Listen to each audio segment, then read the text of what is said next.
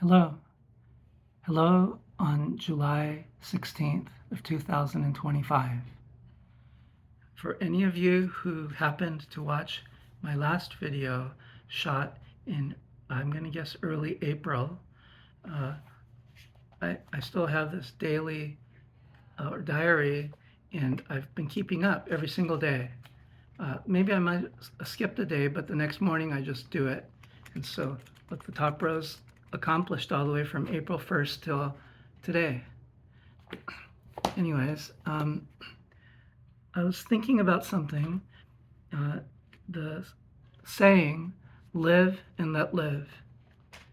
And I thought, oh, that's a great slogan or saying. And most of the time, as you may know, it's used in the context of let's try to be tolerant of other people. Let's try to be tolerant and accepting of other people. But for me, the saying is a little bit more than that, and that's what I wanted to talk about.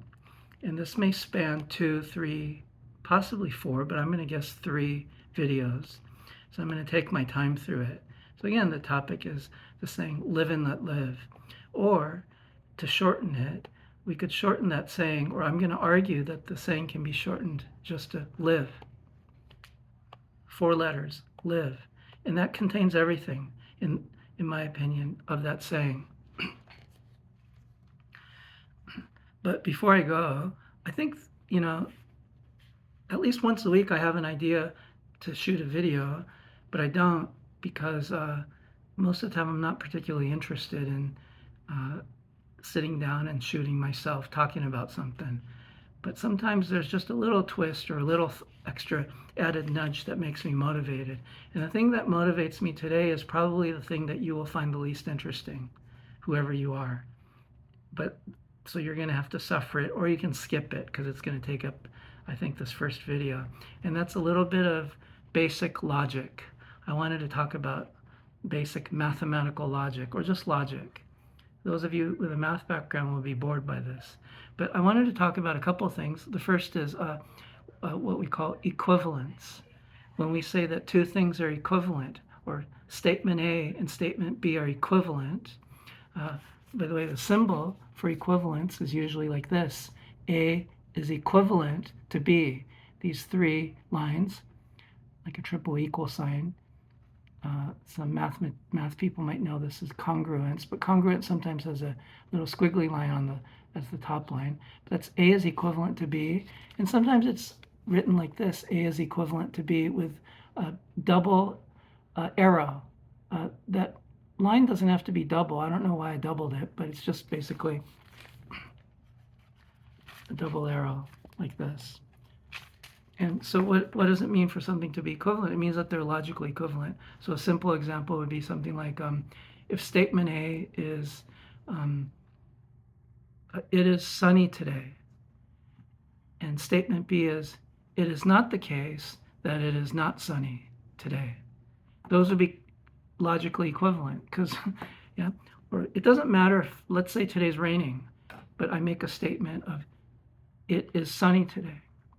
And the other statement is, it is not the case that it is not sunny today. They're both still logically equivalent. They're both false if it's raining here and I say today in Pasadena, California. But anyway, so when 2 statements are logically equivalent, that's how we write it. Now, notice this, it has double arrows. So the question is, what might it mean to write A and an arrow toward B, or B with an arrow toward A, B, A? So I'm just going to focus on this one, A with an arrow pointing at B, and that's A read, or thought of as A implies B. A implies B. So for example, if I have a statement A, the classic example is something like, statement A is, it rains. Yeah. And statement B might be a statement like, something gets wet. Yeah.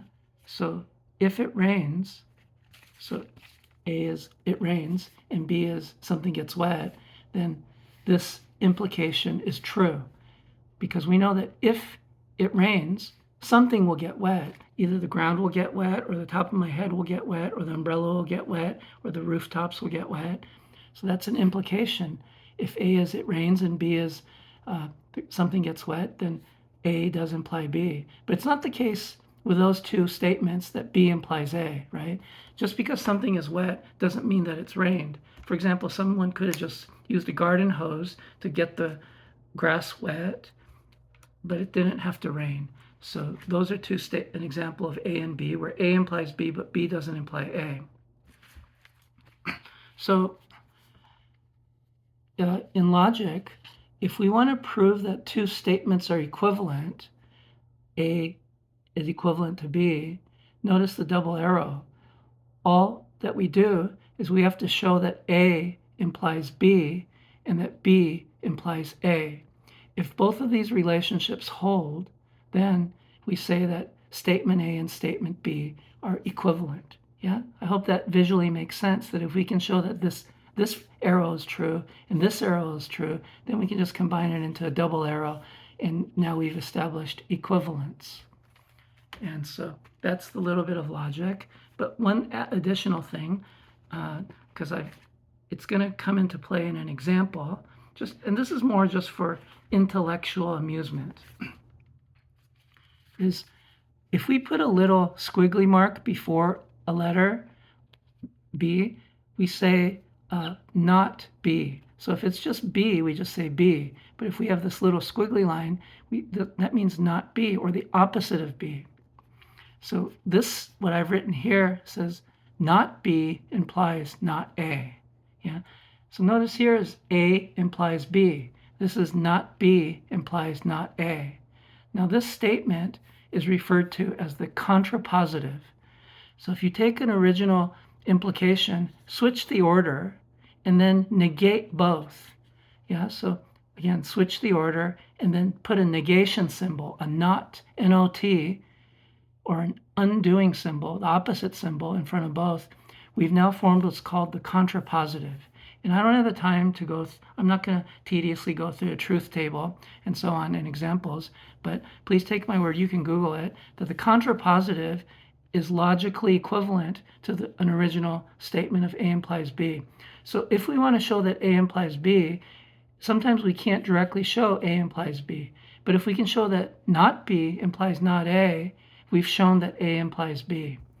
So if we want to establish that two things are equivalent, we could just go not B implies not A, and also not A implies not B. Thereby we've shown these two implications. Thereby we will have shown equivalence. And why am I talking about all this? It's because the saying is live and let live. Live and let live. Even though the emphasis in that saying for most people is on the let live, there's a conjunction and. And means there's two things, A and B. What I want to argue and suggest is that A and B are equivalent. In other words, live, or to live, is the exact same thing as letting live.